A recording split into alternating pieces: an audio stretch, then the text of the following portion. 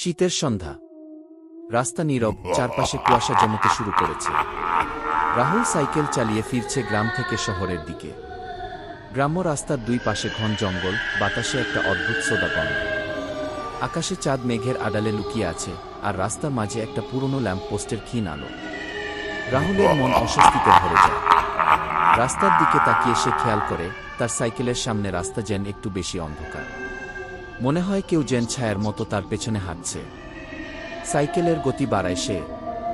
কিছুক্ষণ পর রাহুল হঠাৎ খেয়াল করে যে রাস্তা শেষ হচ্ছে না। এ রাস্তা সে বহুবার পাড়ি দিয়েছে, কিন্তু আজ যেন এটা অন্যরকম। সে বুঝতে পারে না এটা তার মনে হচ্ছে নাকি সত্যি রাস্তা দীর্ঘ হয়ে গেছে। পেছনে তাকিয়ে দেখে কেউ নেই, কিন্তু তখনই সে একটা শব্দ শোনে, একটা হালকা হাঁটার আওয়াজ, যেন তার সাইকেলের ঠিক পেছনে কেউ ধীরে ধীরে হাঁটছে। ভয়ে তার গলা শুকিয়ে যায়। কে ওখানে? রাহুল চিৎকার করে, কিন্তু তার কণ্ঠস্বর যেন রাস্তার নিস্তব্ধতায় মিশে যায়। হঠাৎ এক ঠান্ডা হাওয়া তার গায়ে লাগে। কুয়াশার মধ্যে থেকে একটা ফ্যাকাশে মুখ উকি দেয়। একটা নারী, পরনে সাদা শাড়ি, চুল এলোমেলো, চোখে কোনো চাহনি নেই। সে এক দৃষ্টিতে রাহুলের দিকে তাকিয়ে থাকে। রাহুল ভয়ে জমে যায়। নারীর ঠোঁট থেকে একটা ফিসফিসে শব্দ আসে, আমাকে থামতেই হবে। এই রাস্তা ছাড়বে নাকি? ভয়ে সে আর সাইকেল চালাতে পারে না। নারীর চোখ যেন তাকে আচ্ছন্ন করে ফেলছে। সে সাইকেল থেকে নামতে বাধ্য হয়। তুমি কি চাও? রাহুল কাঁপা কাঁপা গলায় জিজ্ঞাসা করে। নারী কিছু বলে না, শুধু এক হাত তুলে রাস্তার দিকে ইঙ্গিত করে। রাহুল সেই দিকটায় তাকায়, কিন্তু সেখানে কিছু নেই। আবার নারীর দিকে ফিরে তাকাতেই দেখল সে গায়েব। ততক্ষণে রাহুল বুঝে গেছে এই রাস্তা আর সাধারণ রাস্তা নয়। সে জানে না কিভাবে, কিন্তু সে এক ভয়ঙ্কর ফাঁদে পড়েছে। চারপাশে কুয়াশা ঘন হয়ে আসছে। একবার নারীর ফিসফিসানি, একবার পায়ের শব্দ, সব একসাথে মিশে এক বিভীষিকাময় পরিবেশ সৃষ্টি করে। আর রাহুল জানে এই রাতে তার একাই লড়াই করতে হবে। শেষ পর্যন্ত কি সে পালাতে পারবে, নাকি এই রহস্যময় রাস্তা তার শেষ গন্তব্য হয়ে দাঁড়াবে? রাহুল ভয়ে কাঁপছে, তার চারপাশে ঘন কুয়াশা আর অন্ধকার। সাইকেলটা রাস্তার পাশে ফেলে সে ধীরে ধীরে হাঁটতে শুরু করল। মনে হলো কুয়াশার মধ্যে অদ্ভুত এক কণ্ঠস্বর তাকে ডাকছে। রাহুল! কি? তার নাম শুনে সে থমকে দাঁড়াল। এই অন্ধকারের মধ্যে কেউ তার নাম জানবে কিভাবে? গলা শুকিয়ে গেল, যেন জমে গেল মাটিতে। কণ্ঠস্বরটা এবার আরো কাছে থেকে এলো। তুমি কোথায় যাবে? এখানে থেমে যাও। রাহুল মনে সাহস সঞ্চয় করে বলল, তুমি কে? আমাকে একা ছেড়ে দাও। কিন্তু উত্তর এল না। অদ্ভুত এক অদ্ভুত হাসির শব্দ ভেসে এলো কুয়াশার ভেতর থেকে। হাসিটা ক্রমেই বিকৃত আর ভয়ঙ্কর হয়ে উঠল।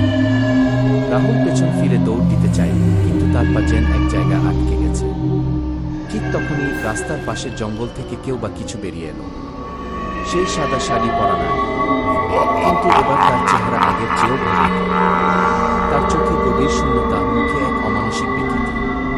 তার পেছনে ছায়ার মতো আরেকটি ফিগার দেখা গেল, লম্বা, কিসকায়, যেন কোনো ছায়ার প্রাণী।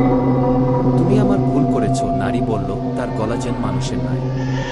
এ রাস্তা শুধু আমাদের। যারা একবার এখানে আসে তারা আর ফিরে যেতে পারে না। রাহুল জোর করে পা মুক্ত করে দৌড়াতে শুরু করল, কিন্তু রাস্তা যেন শেষ হচ্ছে না।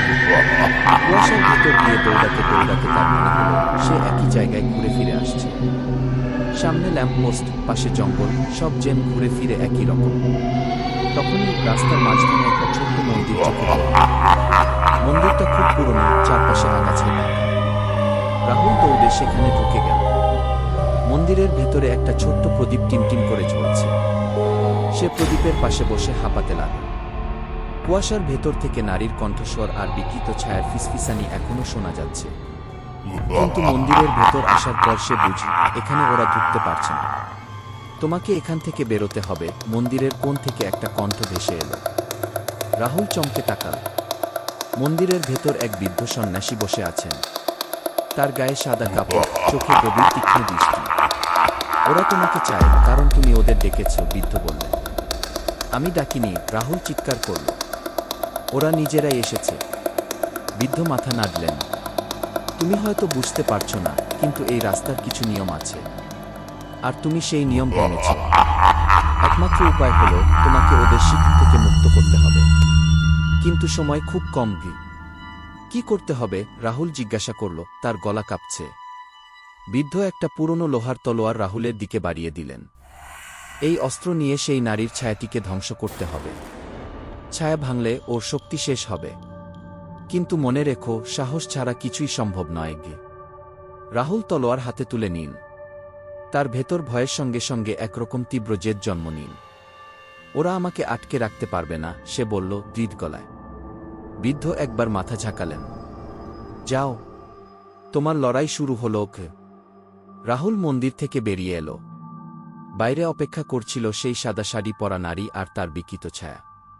রাহুল তলোয়ার উঁচিয়ে ধরল, আর অন্ধকার যেন আরও গভীর হয়ে তার দিকে এগিয়ে এলো। রাহুল তলোয়ার হাতে নিয়ে দাঁড়িয়ে আছে, কুয়াশার ভেতর থেকে সেই নারী আর তার ছায়া ধীরে ধীরে এগিয়ে আসছে। নারীর বিকৃত মুখে আবার সেই ঠান্ডা হাসি ফুটে উঠল। তলোয়ার? তুমি কি ভেবেছ এটা আমাকে থামাবে? নারীর গলায় বিদ্রুপ। তার পেছনের ছায়া যেন আরও বিশাল হয়ে রাহুলকে ঘিরে ফেলছে। কিন্তু রাহুল এবার আর ভয় পায়নি। তার হাতে তলোয়ার দৃঢ়, আর মনের ভেতর বৃদ্ধ সন্ন্যাসীর কথাগুলো বারবার বাজছে। সাহসী ছিল তার একমাত্র অস্ত্র। তুমি আমাকে আটকাতে পারবে না, রাহুল বলল, তার কণ্ঠে জেদ। হঠাৎ ছায়াটা দ্রুতগতিতে তার দিকে ঝাঁপিয়ে পড়ল। রাহুল সরে গিয়ে তলোয়ার চালাল। তলোয়ার ছায়াটাকে ফালা ফালা করে দিল, আর ছায়া এক অদ্ভুত চিৎকার করে ছিটকে পড়ল। কিন্তু সেটা আবার জোড়া লাগতে শুরু করল। ওকে থামাতে হলে হৃদয়ে আঘাত করতে হবে, রাহুল নিজেই নিজেকে মনে করান। নারী এবার চিৎকার করে উঠল, তুমি জানো না তুমি কি ভুল করছো? এই রাস্তা আমার, আর তুমি আমারই শিকার। তার কথা শেষ হওয়ার আগেই রাহুল ছায়াটার দিকে এগিয়ে গেল। তলোয়ার উঁচিয়ে সে একবারে নারীর দিকে আঘাত করল। তলোয়ার তার ছায়ার হৃদয়ের মাঝখানে প্রবেশ করতেই চারপাশটা ঝলসে উঠল, যেন বিদ্যুৎ চমকাচ্ছে। নারীর বিকৃত মুখটা কষ্টে মোচড়াতে লাগল। না, এটা সম্ভব নয়। চারপাশের কুয়াশা ধীরে ধীরে মিলিয়ে যেতে শুরু করল। রাহুল দেখল নারীর শরীরটা ধীরে ধীরে গলতে শুরু করেছে, তার সাথে ছায়াটাও। সেই বিকৃত আওয়াজ, ফিসফিসানি আর চিৎকার মিলিয়ে গেল। রাস্তাটা আবার পরিষ্কার হয়ে উঠল। কুয়াশা ছিন্ন হয়ে গেল, আর রাহুল বুঝতে পারল সে সেই অভিশপ্ত ভূমির বাইরে এসে গেছে। তলোয়ারটা হাতে নিয়ে রাহুল হাঁপাতে লাগল, কিন্তু তার ভেতর এক অদ্ভুত শান্তি অনুভূত হল। নারীর অভিশাপ সে ভেঙে ফেলেছে। তখনই পেছন থেকে বৃদ্ধ সন্ন্যাসীর কণ্ঠ শোনা গেল, তোমার সাহসী তোমাকে মুক্তি দিয়েছে, কিন্তু মনে রেখো এমন অনেক অভিশপ্ত পথ এখনও রয়েছে। তুমি যদি আবার নিয়ম ভাঙো তবে হয়তো সে ফিরে আসবে। রাহুল পেছন ফিরে তাকাল, কিন্তু বৃদ্ধ কোথাও নেই। চারপাশে শুধু অন্ধকার আর নিস্তব্ধতা। সাইকেলটা রাস্তার পাশে পড়ে আছে। রাহুল সেটাতে উঠে শহরের দিকে প্যাডেল করতে লাগল। রাস্তা এবার পরিচিত আর স্বাভাবিক। তবু তার মনে একটা প্রশ্ন থেকে গেল, এই অভিশপ্ত রাস্তার গল্প আসলে কতটা শেষ? রাহুল শহরের দিকে সাইকেল চালিয়ে ফিরতে লাগল। রাস্তাটা আগের মতো শান্ত, বাতাসে শীতের হিমেল স্পর্শ। কিন্তু তার মনে অদ্ভুত এক অস্বস্তি রয়ে গেল। যদিও সে অভিশপ্ত রাস্তা থেকে মুক্ত হয়েছে, তবে তার মনের এক কোণায় একটা অদ্ভুত চাপা অনুভূতি রয়ে গেছে। শহরের আলো যখন দূর থেকে দেখা গেল, রাহুল একটা স্বস্তির নিঃশ্বাস ফেলল। তবে সেই মুহূর্তে তার কানে আবার এক ফিসফিস শব্দ ভেসে এলো। রাহুল কি? Please like and say subscribe চমকে for Ring সাইকেলের channel. প্যাডেল থামিয়ে দিল। পেছন ফিরে তাকাল, কিন্তু কেউ নেই। চারপাশে গভীর অন্ধকার, শুধু রাস্তার পাশে বাতাসে শুকনো পাতা নাচছে। ব্রম, নিশ্চয়ই ব্রম, নিজেকে সান্ত্বনা দিল। সে আবার সাইকেল চালাতে শুরু করল। কিন্তু কিছুক্ষণ পর রাস্তার ধারে অন্ধকারের মধ্যে একটা ছায়া দাঁড়িয়ে থাকতে দেখল। ছায়াটা এক মুহূর্তে যেন সরে গেল, মিশে গেল গাছে। তার হৃদস্পন্দন বেড়ে গেল। তাহলে কি সব শেষ হয়নি? শহরের কাছাকাছি এসে রাহুল শেষমেশ দোকানের সামনে বসে থাকা লোকজন তাকে দেখে অবাক হল। তার কাপড় ধুলো মাখা, চোখ লাল, আর চেহারায় ভয় ও ক্লান্তির ছাপ। ভাই, এত রাতে একা রাস্তায়? দোকানের মালিক প্রশ্ন করল। রাহুল গলা শুকনো করল। হ্যাঁ, একটু সমস্যা হয়েছিল।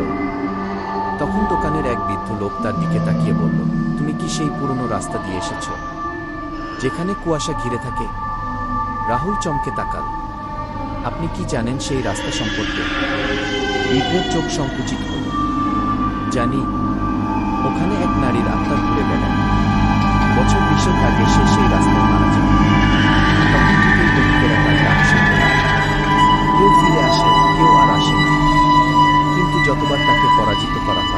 আবার ফিরে আসে। কেউ তাকে পুরোপুরি ধ্বংস করতে পারেনি। রাহুলের হাত কেঁপে উঠল। কিন্তু আমি তাকে শেষ করেছিলাম। সে গলে গেল। আর কিছু রইল না। বৃদ্ধ এক গাল হেসে বলল, তুমি তাকে শেষ করো। তুমি কেবল তাকে দূরে সরিয়েছ। ও আবার ফিরে আসবে আর তোমাকে খুঁজে নেবে, কারণ তুমি ওকে চ্যালেঞ্জ করেছ। এখন তুমি ওর লক্ষ্য। রাহুল কোনো কথা বলতে পারল না। তার মাথার ভেতর কেবল একটা কথাই ঘুরতে লাগল, সে কি সত্যিই মুক্ত? চা দোকান থেকে বেরিয়ে শহরের দিকে হাঁটতে শুরু করল। আশেপাশে রাতের নিস্তব্ধতা, বাতাসে এক অদ্ভুত ঠান্ডা। তার মনে হলো দূরে কোথাও সেই মিহি ফিসফিসানি আবার শোনা যাচ্ছে। রাহুল, আমি ফিরব।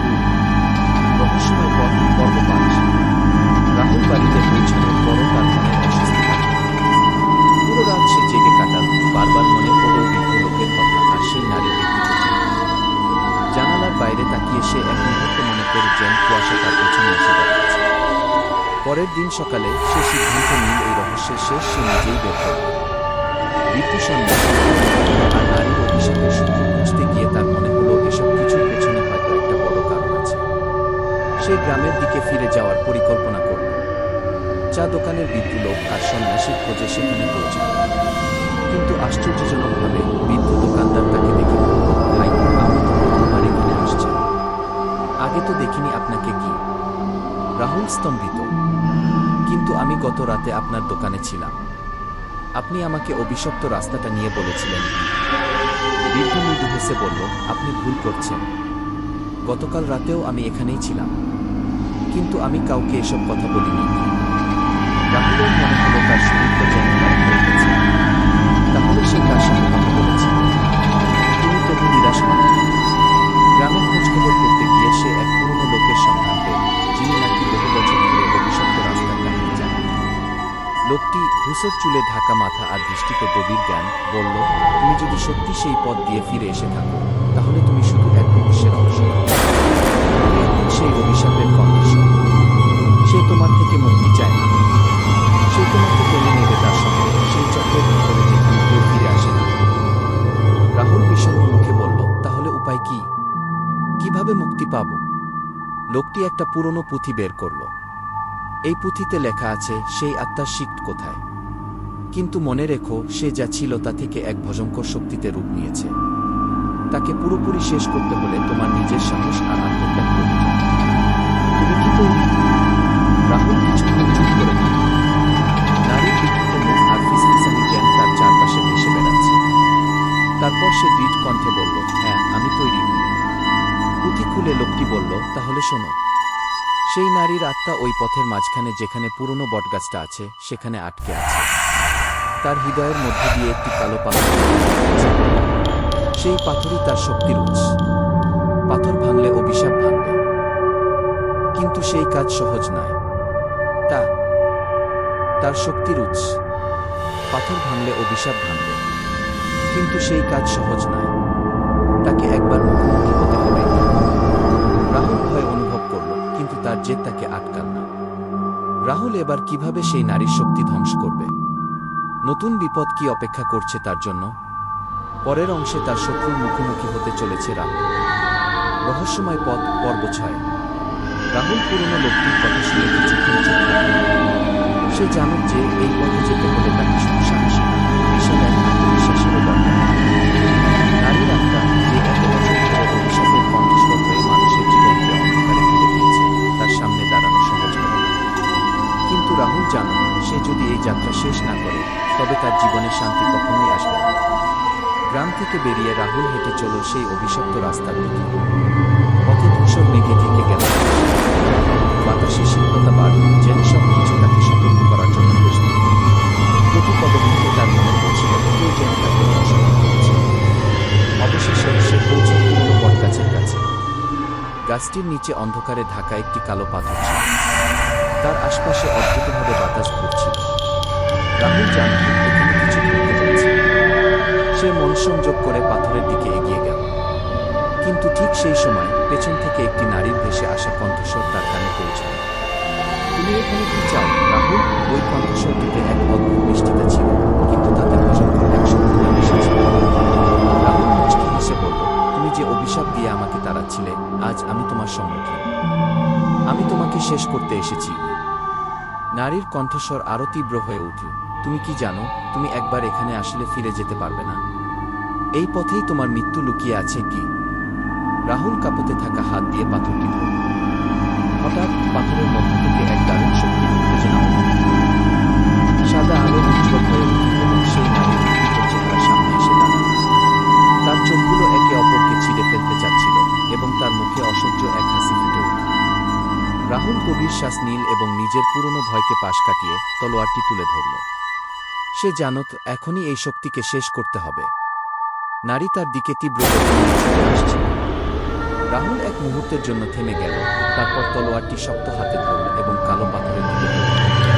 হঠাৎ এক বিশাল বিস্ফোরণ হল। চারপাশের বাতাস থমকে দাঁড়ায় এবং পুরনো বটগাছটি এক সেকেন্ডে ভেঙে পড়ল। নারীটির চেহারা বিকৃত হয়ে যাওয়া অন্ধকার হয়ে গেল। রাহুল কেবল এক মুহূর্তের জন্য দাঁড়িয়ে রইল, তারপর পাথরটি তার হাতে ভেঙে ফেলল। আবার সব কিছু শান্ত হয়ে গেল।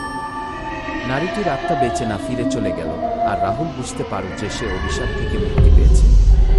যতটুকু ভয় ছিল ততটুকু কিছুই ছিল না। সে বুঝতে পারল যে কোনো অন্ধকারের পরই একদিন আলোর জন্ম।